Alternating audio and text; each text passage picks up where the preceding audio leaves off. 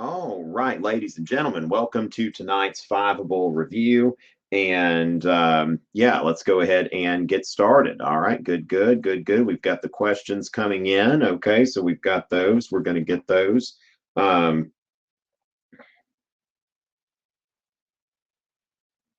Okay, all right, we got a good crowd in here tonight. And of course, our emphasis area tonight is World War II. Now, those questions are going to get priority, but other questions can be answered as well. Remember, we can take questions on a variety of subjects, especially if there are some upvoting and that sort of stuff. Okay, ladies and gentlemen. So go ahead and get the questions in, and let me go ahead and pull up a couple of my presentations. Let's see. So let me go ahead and pull this up. Okay, so let's go ahead and get started. Would hypothetically the Allies had won if the USA hadn't entered? Okay, so now that is an interesting hypothetical. But then again, really, the Allies, we've got to remember the US was the number one, Jug Life, the number one industrial power, at that time. Okay, yes, you love the jug, but I think that sort of thing, it's hard to say one, because at the same time, would they have invaded Europe? What would have happened? Not sure. I mean, that's one of those things I could tell you probably not on the exam, certifiably not on the exam, I think. But as far as that goes, yeah, I mean, who knows? But certainly, we wouldn't have had the same outcome probably. Like, I think as far as Britain being able to invade, you probably would have had a different settlement there. I think it made a difference, but as far as how much of a difference, I'm not sure. Again, it's an interesting hypothetical, but I'm not sure that I have a definitive answer for that. Okay. And so, concerning the other options for the nuclear bomb, which option would have saved more lives? Okay. So, Noel, one thing to think about here is that the alternative to the nuclear bomb was something that they called Operation Downfall. They actually had a plan for a land invasion of Japan. And if we look at the casualties in Okinawa, that was that was just massive. I mean, when you think about like hundreds of thousands, in there that were killed, and a lot of those civilians. It wasn't just the military casualties, but the civilian casualties, the military casualties.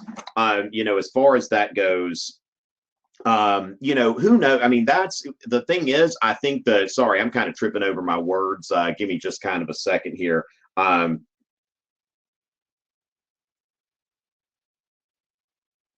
All right.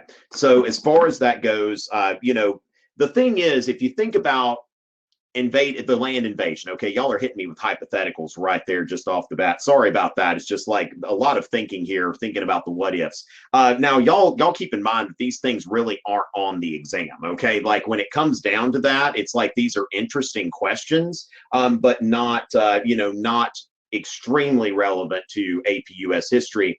But as far as that goes, keep in mind that when we're looking at, not only the Japanese lives, but the American lives. Now, Harry Truman had to think about American lives. I mean, as president, he's got to think about, okay, well, this is going to cost this many American lives to invade. And so as far as that goes, I mean, it's interesting to think about, but the alternative to the nuclear bomb was a land invasion of Japan.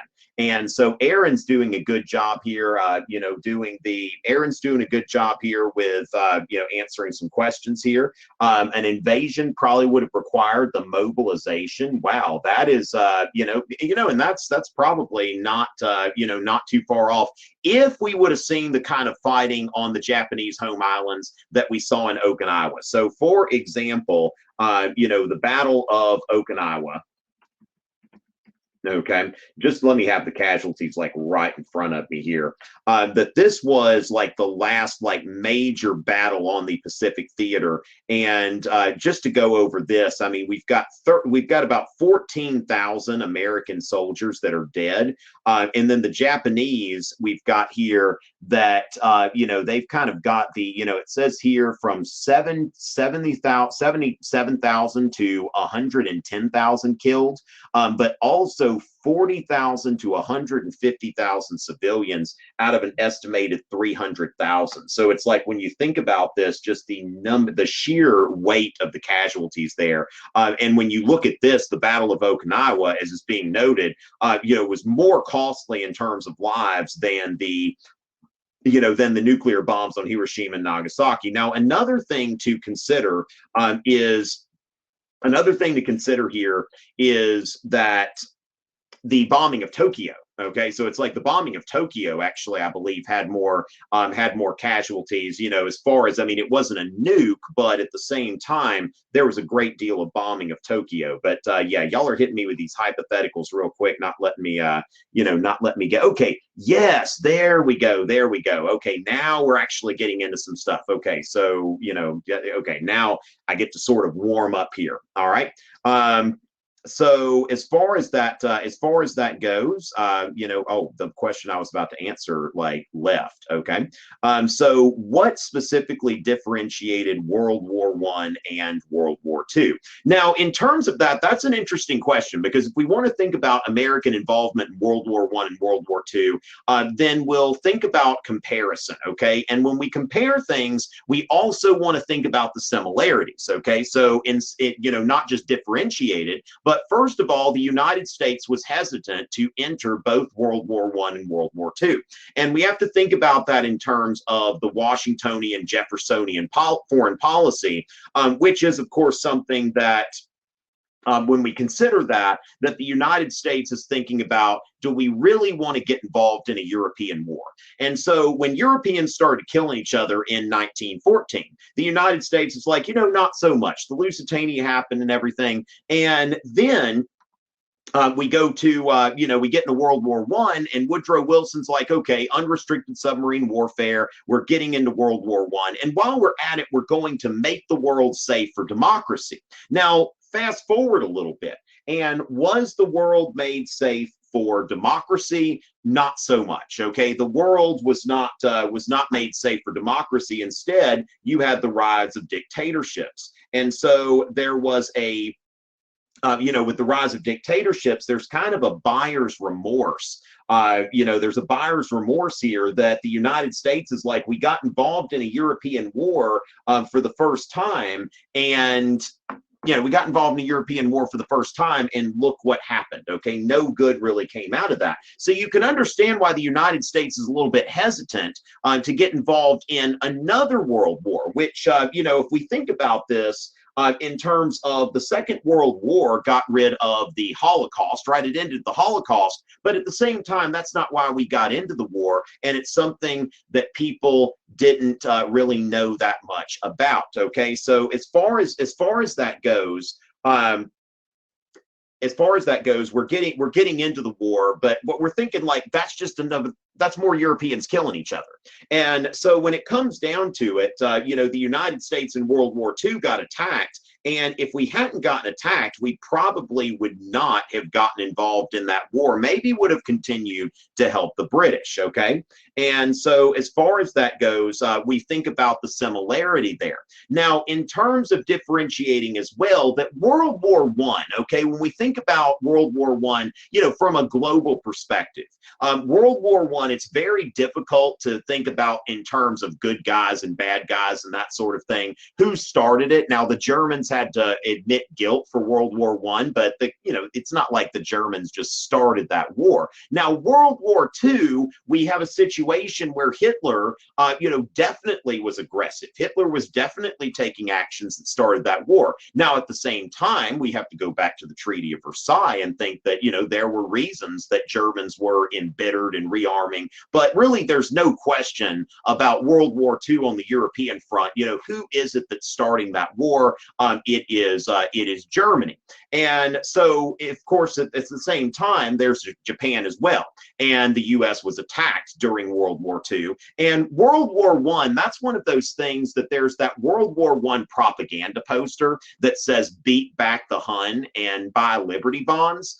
is that the United States really wasn't directly threatened by World War I. Whereas World War II, if we think about, especially what's going on in the Pacific, that U.S. interest in the Pacific, because you've got to remember, I mean, the U.S. at that time had something of an empire with the Philippines and Hawaii and Guam, and, the Japanese are going out and they are, putting themselves out all over the place and building this empire. So the United States really had, in World War II, a vital national interest for getting involved. Now, of course, there's the Europe First strategy, where we saw that, our government was actually putting more of a priority on the European theater than they were on the Japanese theater. But at the same time, there is that threat, and of course that Hitler, took, basically had taken over just about all of Europe, whereas in World War I it was more of a stalemate. So,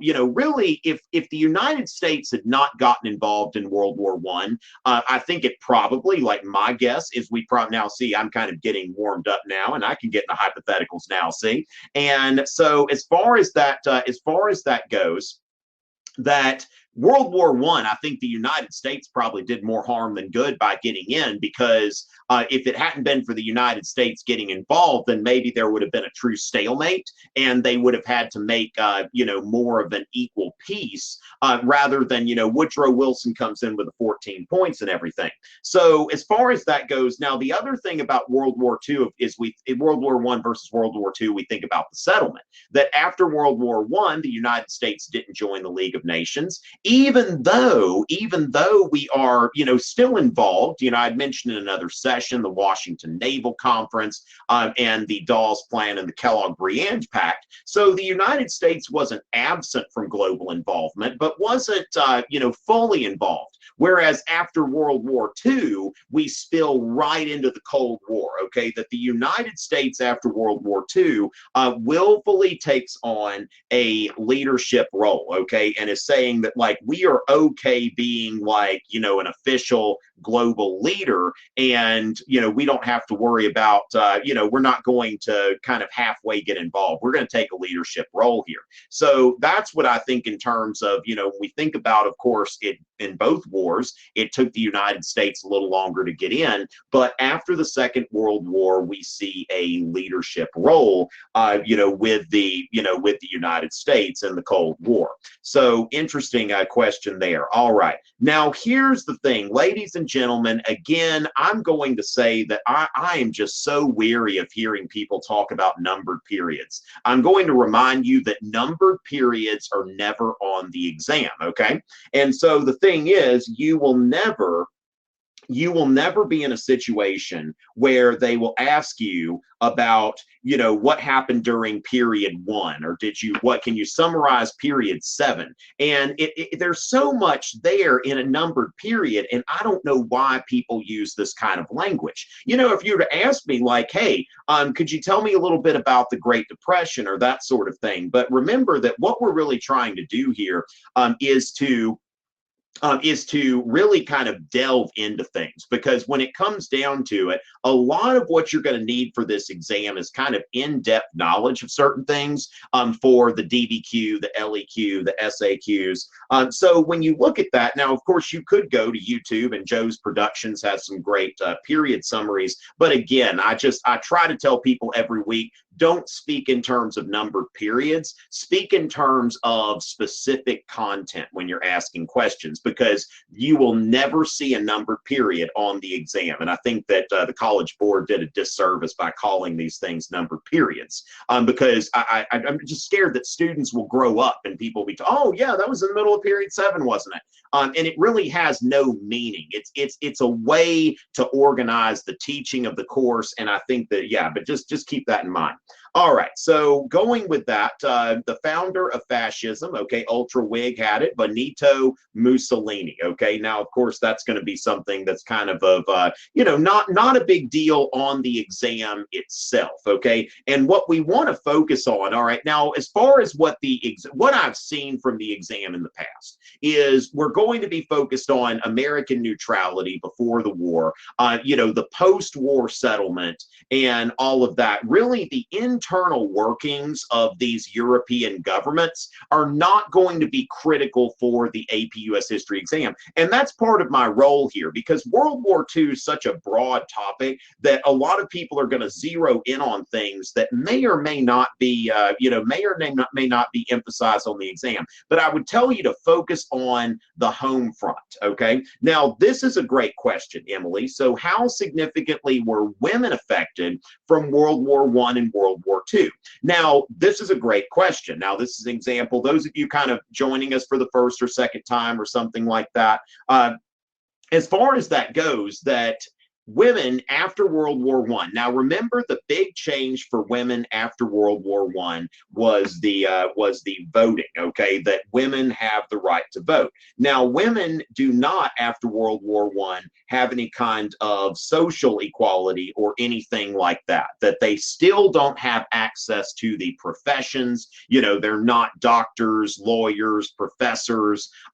So as far as that goes, they still are, expected to be in the domestic sphere and aren't really taken seriously as a political force for a while. So as far as that goes, we want to think about that World War I signified political rights for women, but not not any change in society. Okay.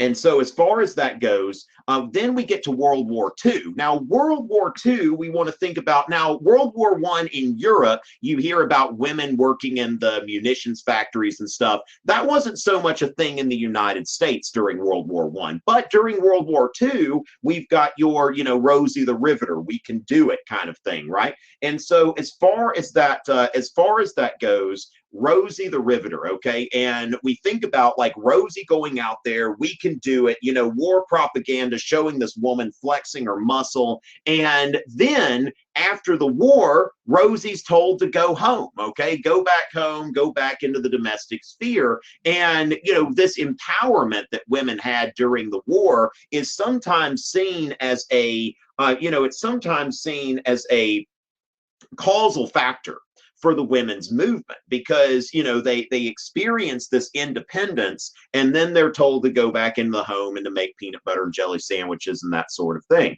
And as far as that goes, then we see in the 1960s, early 1970s, let's see, what year was the feminine Mystique published? The Feminine Mystique was published in 1963, and this is seen as as really the kind of starting point of the American women's movement. Betty Friedan was one of the founders of the National Association for Women. Okay, so then we start to see that women are, they're saying like, look, we want to have access to the professions. We want to, be able to run for political office and that sort of thing. And so, yes, I mean, as far as that Ultra Wig, I got to hear more from this Ultra Wig. We got some people, I think we got some teachers in here. They're doing a great job helping me with some of these things. So as far as that goes, yeah, now, but this is sometimes kind of seen as kind of a precursor for that. All right, so that's something that that's a great question, Emily. Keep them going. And let me go ahead and think about this. Okay, so what other reasons did the USA join the war other than the Pearl Harbor attack?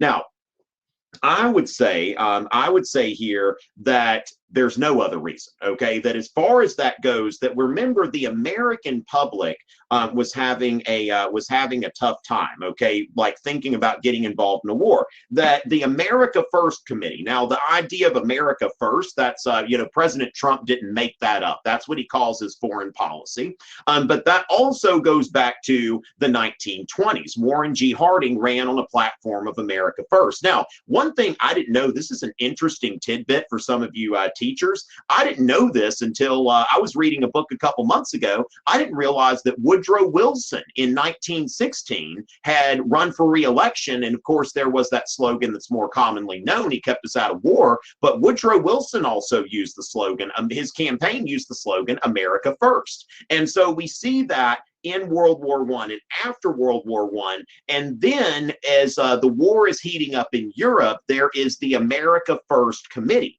The America First Committee was organized in order to keep the United States out of the European war. Now, what we need to note here, okay, what we need to note here is that the Nye Report, NYE, like Congress did an investigation in the mid-1930s and asking about, Congress did this investigation. Why did the U.S. get involved in World War I? Okay, why did the United States get involved in World War I? And they came to the conclusion, that it was the armaments industry, okay, that it was the armaments industry that got us involved, that because of the if we think about Dwight D. Eisenhower, the so-called military-industrial complex, that in Eisenhower's farewell address, he warns Americans about the military-industrial complex. And what he's talking about here is that when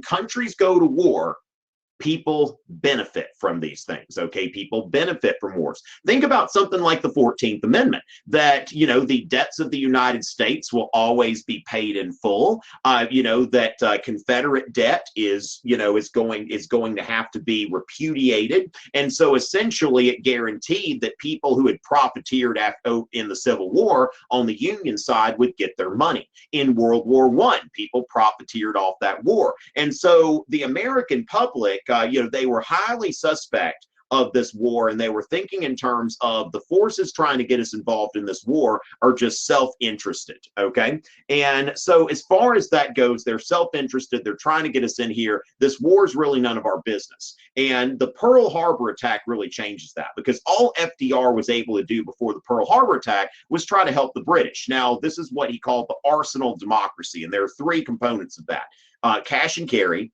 lend-lease, or destroyers for bases, and lend-lease. Let me go ahead and show you that real quick, because I think that that's something that's important. So let's go ahead and share the screen real quick. And yes, ultra Whig on a very important political principle here about the economy being the #1 voting issue. Now, ladies and gentlemen, so as far as that goes, that Congress passed the Neutrality Acts in 1936, 1937, and 1939. And this banned the United States from selling arms to belligerents. Now, this was a result of the Nye Report, okay? The Nye Report, which said that war profiteering was what got us involved in the European War, in World War I. And that was widely believed to have been a mistake on the part of the United States, seeing what had happened with the rise of totalitarian dictatorships. Why did we have anything to do with that? And so FDR is really without an option to get America involved in the war, so he does what he can to help the British. Now, first of all, the cash and carry policy, that anybody, if you come over and you get the armaments yourself and you can carry them home yourself and you pay cash, then that's fine. Now, the British, when Congress, when this was put in effect, the British were the only ones who were in a position to take advantage of it because of the position of their Navy. And so as far as that, cash and carry, pay cash and carry it home yourself. And we knew the Brits, so we're kind of helping the British, but not like on paper, so to speak. Then destroyers for bases. Now, this is an exchange with Britain, okay? Now, what happens here with destroyers for bases is the British have various naval bases. They have several naval bases in the Caribbean. Now, keep in mind that the United States has the Guantanamo Bay base, but at the same time, we see here that, that the British are like, you know what? The United States can borrow these bases, okay, can borrow these naval bases in the Caribbean in return for the use of American destroyers. Now, why American destroyers? A destroyer is a naval vessel that is specifically designed to target submarines, okay? It is a submarine killer. And so that is, specifically boats that are going after the German U-boats. This was before you could really see where the submarines were, they're still perfecting some of these things that, today, unless it's like a nuclear submarine that, will take away sonar or whatever, but these were submarine killers, okay? So, but really, we're saying we're not selling these to the British. This is a tit for tat, that even though we don't necessarily need these naval bases in the Caribbean, it's not the Teddy Roosevelt era, right? But we're getting something in return. It's totally above board. We're not taking sides, right? Now, then there's the Lend-Lease Act. Now, each of these is getting a little bit more blatantly pro-British. And so as far as that goes, we see with Lend-Lease that now we're letting the British borrow military equipment. And FDR, when he was asked about this, he said that, and he could be colloquial. This is the guy that did the fireside chats, right?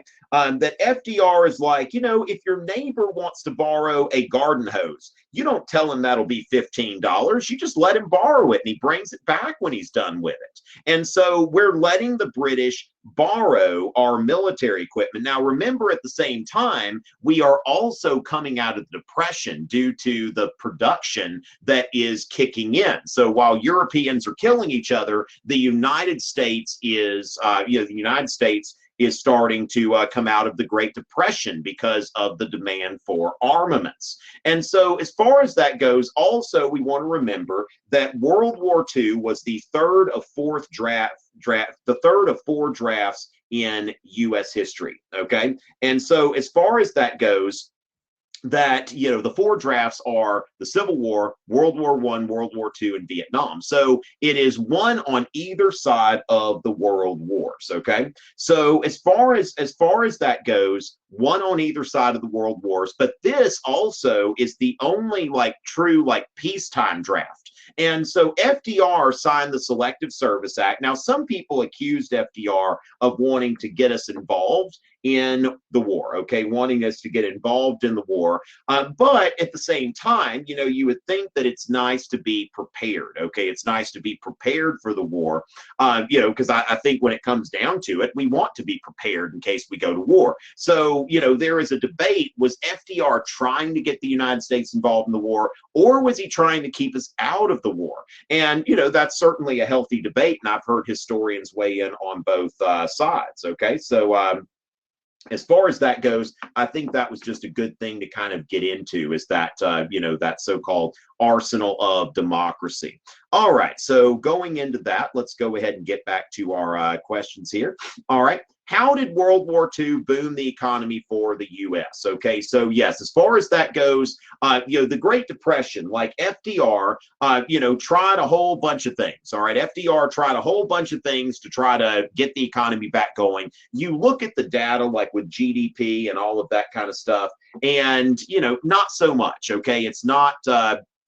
As far as that goes, not so much. But then it's really, you start to see in 1939 with this war production, it's going up. Now, the other thing is that we start, after World War II, there was a big scare for a little bit, okay, because the economic indicators started going down. It was shaky. There were a lot of strikes, and there was a lot of panic for a little bit that we were going to head right back into a depression because the war had done so much to boom the economy. Now, also, the war was the other thing about the war is it resulted in more economic regulation than we'd ever had as well. Okay, so we've got that. And what were the most important changes in the home front? Okay, well, Mark, good question. And the home front is something that I have seen come up rather frequently. On this thing. Okay, so the home front, we want to talk about the home front, and let's go ahead. Yes, and Europe first. Of course, that's the government's objective, not necessarily the popular objective, right? So the public was much more concerned about defeating Japan. But let's talk about the home front. Okay, so when we think about the home front, I sum it up into four things: shut up, produce, sacrifice, and hate. And so the thing is that when we see World War II, we're going into total war in a way beyond what we saw during World War I.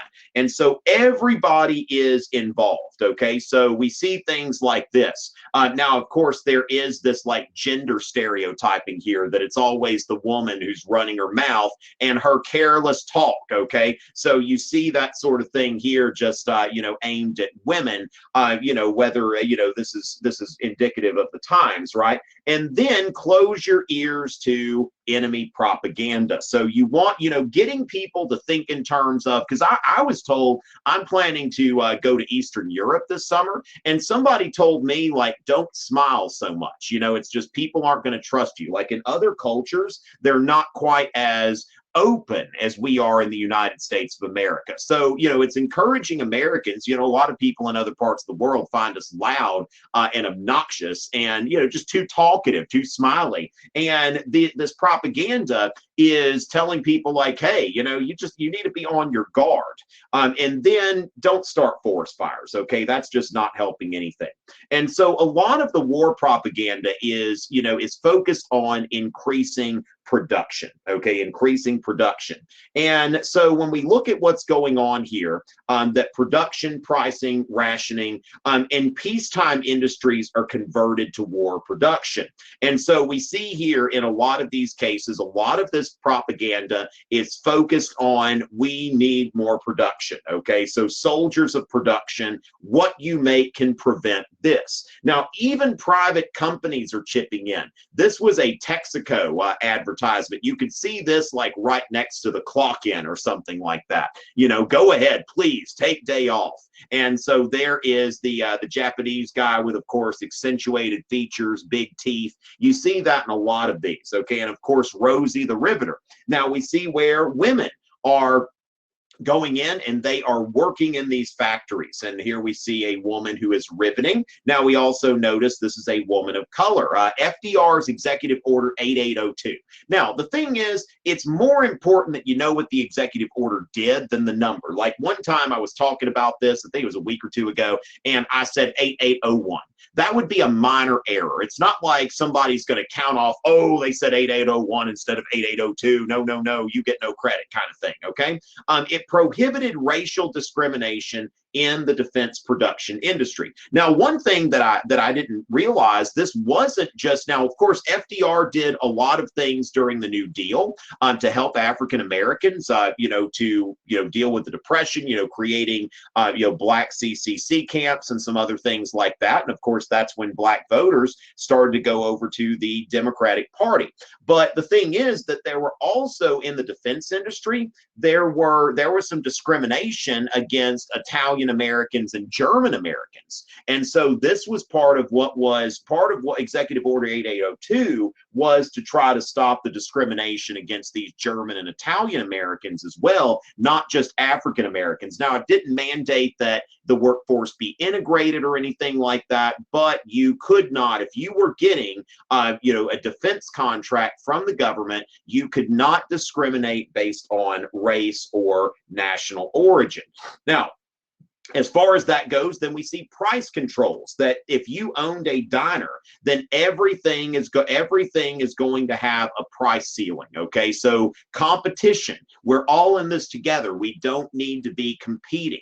And so all of the prices were set. Nothing like this happened during World War I, okay? This wasn't, the government did not get this involved in everyday life. And so we see here, so there were price ceilings, there was rationing. We see here that, this is what, this is some propaganda here. This is what things would look like without rationing. And this is what things look like with rationing. Now, notice both of these women have their ration book, okay? So they're holding their ration books. And so with that, here is a ration book. And we see here that, you could get a $10,000 fine if you took somebody else's ration book and you didn't turn it in.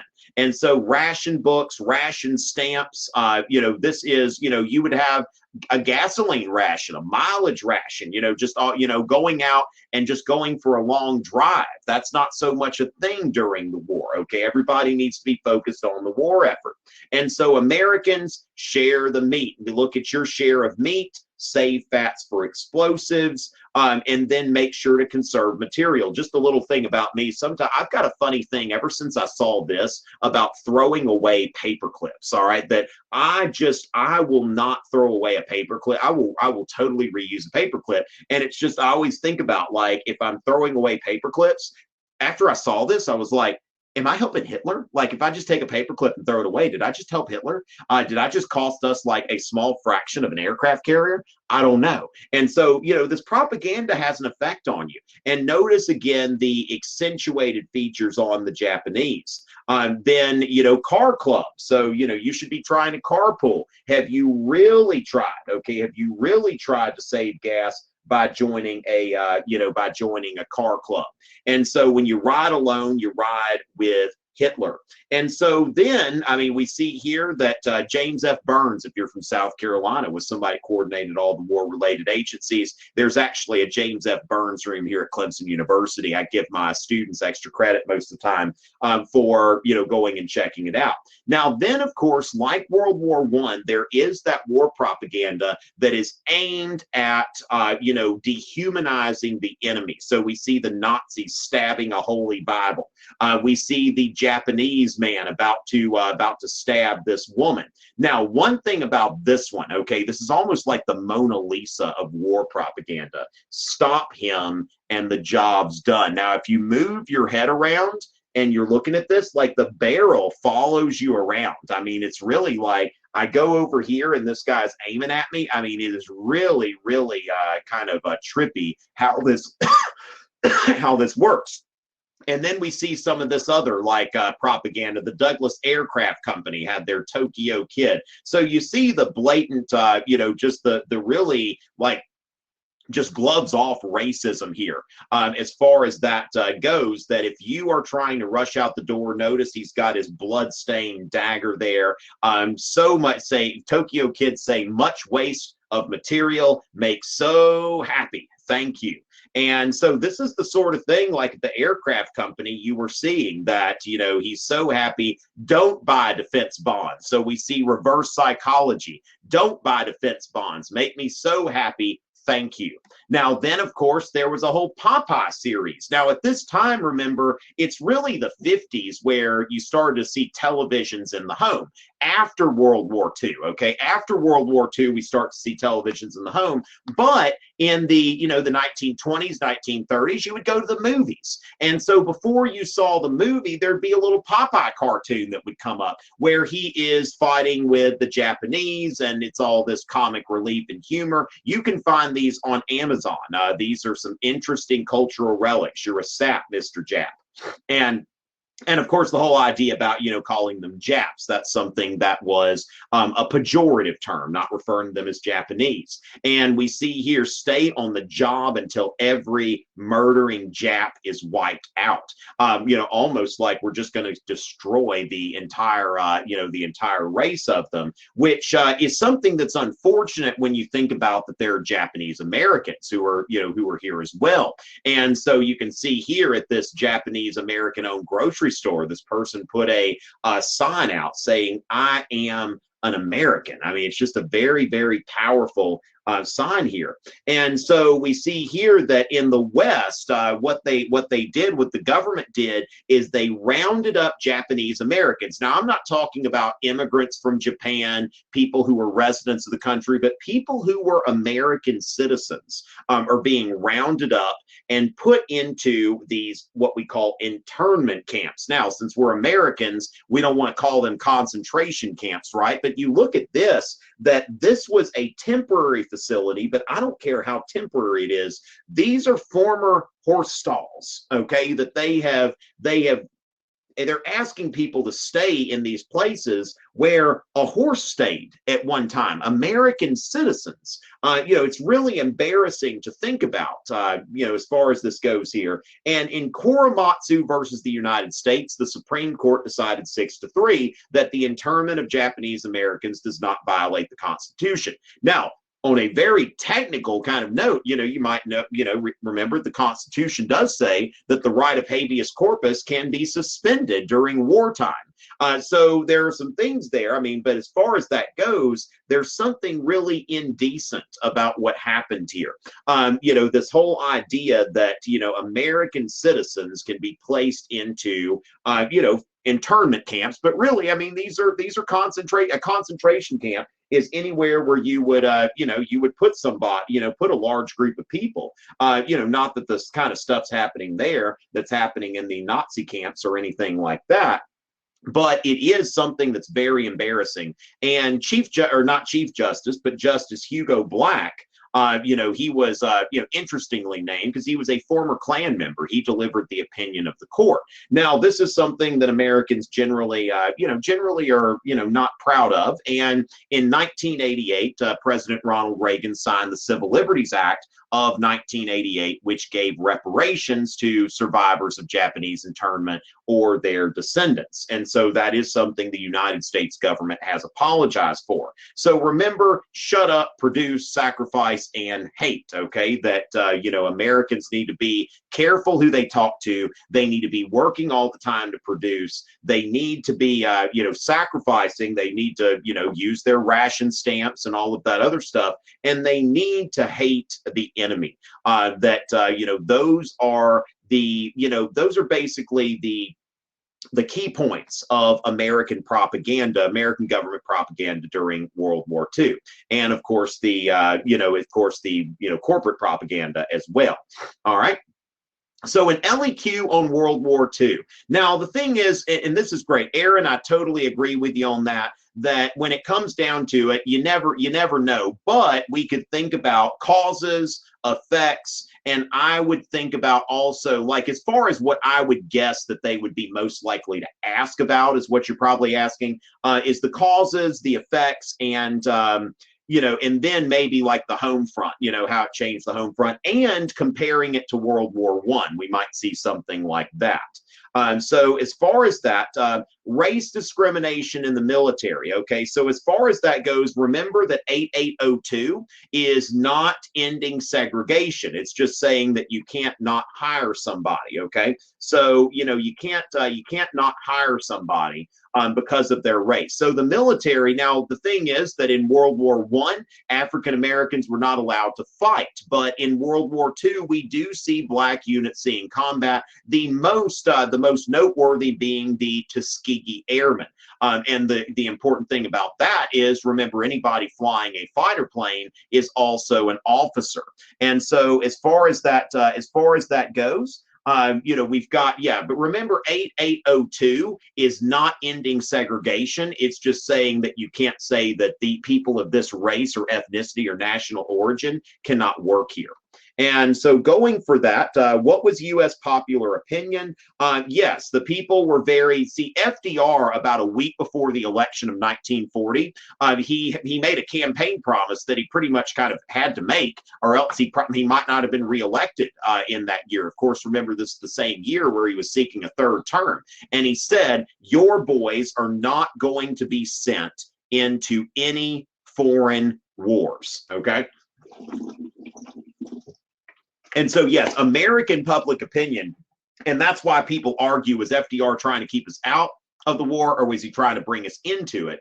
That yes, before December 7th, there was definitely American popular opinion was still in favor of neutrality. Because remember, like, when it comes down to it, nobody really knew about the Holocaust, and it really wasn't going on at that point. It hadn't really kicked into full gear at the point where the United States got involved. Now, the other thing you want to remember is, the United States certainly is not without a history of anti-Semitism, that it was known that there was discrimination against Jews in Germany, but at the same time, it wasn't something that Americans cared very much about. But then again, people don't get into wars for humanitarian reasons. There's always some kind of underlying, some sort of underlying purpose when those wars are involved. Okay, so going into that, women's roles during the war, I think I've answered this previously when I was talking about the home front. But remember that women were called out of the domestic sphere to help in the munitions factories. And as your evidence, think about Rosie the Riveter. And so what was the impact of World War II on the role of the U.S. government? Okay, so as far as that goes, I tell you, Aaron knows a lot about this. I feel like Aaron should be running, should be doing this thing at some point, right? Because great answers here. All right, that should be locked in and remembered.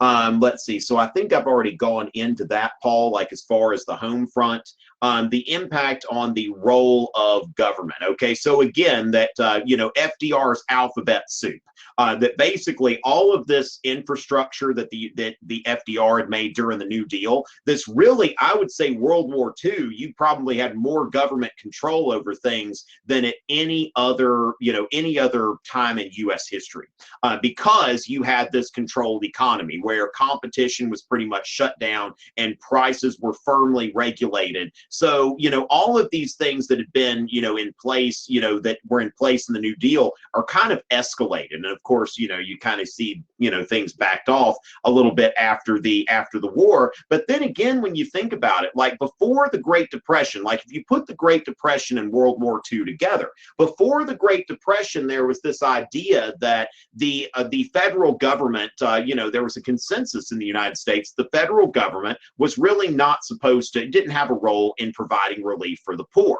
And it's really, World War II, the Depression and World War II, those New Deal programs don't go away.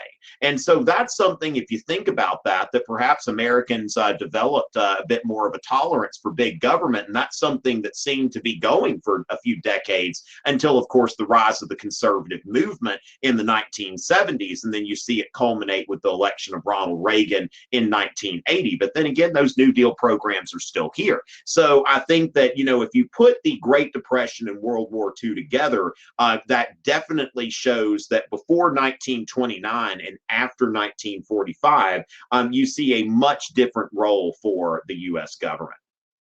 And so the important things to know, the most commonly, okay, so again, that's, and I think Aaron's given a good question for that. Aaron, I think that a good way to answer this when we think about what's important for the APUSH exam, if it's interesting, don't focus on it. I think that, that's kind of oversimplified, but if you think about that, that kind of puts in what Aaron was saying here, that when we think about what people generally want to hear about, with the war, like watching like Band of Brothers or The Pacific or Saving Private Ryan, that you're going to see very, very little in terms of, military history. And that, am I right, Aaron? I think that it's just like, one thing that just kind of irks me sometimes about teaching AP US history is that going into that we, it's like some of the stuff that is most interesting, we just have to gloss over because we have to think about, okay, causes, consequences,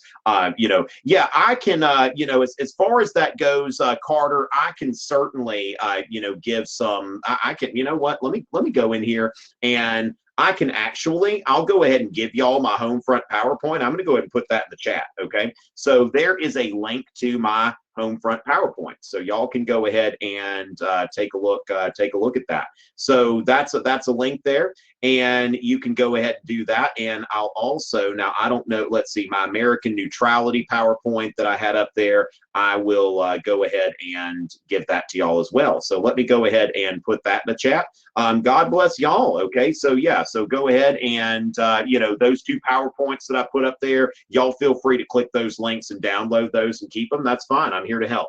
All right. So as far as that goes, yeah, that if it's interesting, don't worry about it. So causes, okay, thinking about what I was saying about American neutrality, the America First Committee, FDR's efforts to help the British without necessarily getting us involved, then going into as far as after the war. So during the war, the home front is going to be the big thing. And then after the war, so we think about what's going on there with NATO, the United Nations, the beginning of the Cold War. Okay, so that's what we want to think about in those terms. All right, so going with that, oh, Aaron's got a question. All right, so Aaron's got a question there.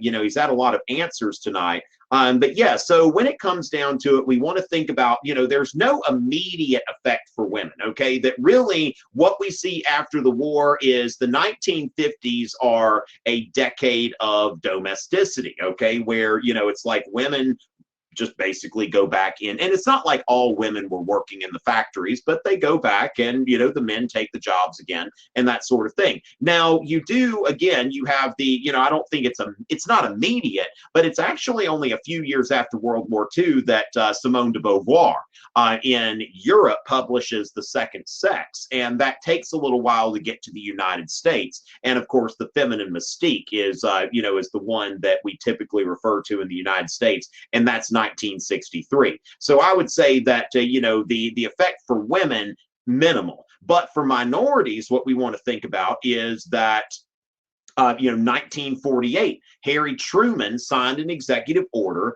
that integrated the armed forces. Okay, that integrated the armed forces. So FDR, or not FDR, because remember, FDR wouldn't have done something like that, because this is something that when Harry Truman integrated the military, as far as that goes, that when Harry Truman integrated the military, it was something that threatened to break up the New Deal coalition. So FDR was willing to help out to a point, okay? He was willing to help minorities to a point, but at the same time, he wasn't going to do something too radical that was going to break up the New Deal coalition. Whereas Harry Truman didn't really care, and of course, that's where he was challenged by Strom Thurmond and the so-called States' Rights Democratic Party, or otherwise known as the Dixiecrat Party. Okay, so as far as that, yeah, so FDR was was somebody who was looking, he was a politician,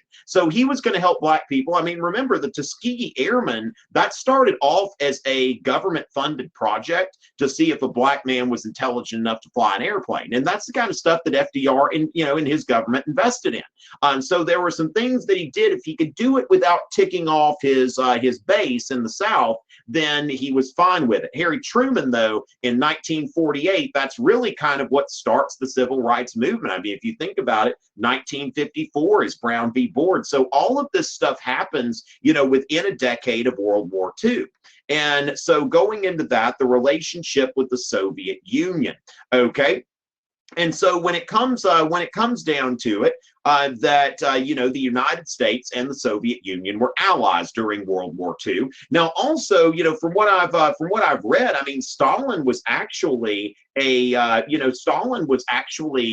personally somebody that you didn't really realize you were talking to a madman. Okay, you didn't really realize that you were talking to a madman. I mean, he was really like a good conversationalist, somebody who liked to smile. Like I think FDR kind of liked him. I mean, you see him at conferences together and stuff.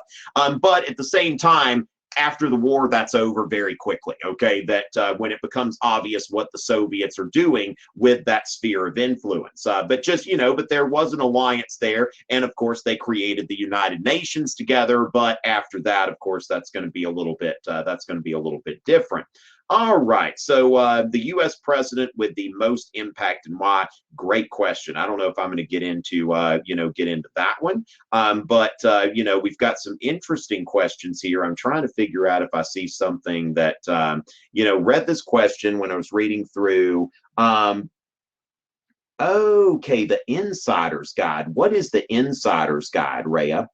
I'm not sure exactly what we're getting on to that. That's interesting, but I would say that probably not on the exam. All right. Now, at the end of the war, did the U.S. drop the atomic bomb on Japan as a show of aggression arms to intimidate the USSR? And if so, what proves this? And how did this lead to the Cold War? Okay, so as far as that, we want to think about in terms of, okay, so anytime we're looking at why something happened, the way that history works, it's just like when somebody asked me, was the Civil War about slavery or was it about states' rights? People always want to know, like, what was this about? And when it comes down to it, you've got a variety of causes that are coming together to cause something. And the dropping of the atomic bomb is very similar, okay? Because there are a number of concerns that we have. First of all, you think about the obvious consequences of an invasion of the Japanese home islands. Okay, that's something that, you know, when we think about the obvious consequences, that there's going to be a massive loss of both American and Japanese life. And so Truman's got something where the war can be won without losing without losing a single American life. So that's one of the concerns. Now, the other concern is that the Soviets were actually, they'd signed a pact, like one of the things, I believe this was at the Potsdam Conference, or maybe it was Yalta, but I believe it was the Potsdam Conference, that the Soviet Union said that within about 90 days, okay, within 90 days of the European war ending, okay, within 90 days, the Soviets were going to join the Pacific War. And of course, the Soviets, went into some of these, they started attacking the Japanese in Asia, going into Korea. And so then, if we do a conventional invasion of Japan, and we go into Japan and the Soviets go into Japan, are we looking at splitting occupied Japan like we're splitting occupied Germany? And so that is a concern, okay, that are we looking at having to share Japan with the Soviets? Now, another thing here is that the show of force, like, look, Soviets, don't mess with us, okay? Don't mess with America, because we've got something that can destroy you. And so as far as that, but at the same time, do you really have to use that on Japan to demonstrate its power? So I'm not so convinced of that, because I think that the test detonations could have accomplished the same thing. But I do think that it is a factor, thinking about, we don't want to share the occupation of Japan with the Soviets. And so we need to get this thing over with before the Soviets set a single foot on the Japanese home islands. All right, so as far as that goes, ladies and gentlemen, thank y'all for coming in tonight. And I was a little bit slow getting warmed up by people, starting off with the hypotheticals, and I'm like, woo, but it ended up being a really nice session. So thank y'all so much. Remember to check out Fiveable Plus. Not only does that give you access to replays, but also gives you access to some cram sessions we're going to do right before the exam. Thank y'all for coming. All right, and for those of you who are teachers, I think we've got some teachers in here, and if your teacher told you about this tonight, thank your teacher. We're very appreciative. Y'all remember, this year is Fiveable, and it is always a pleasure.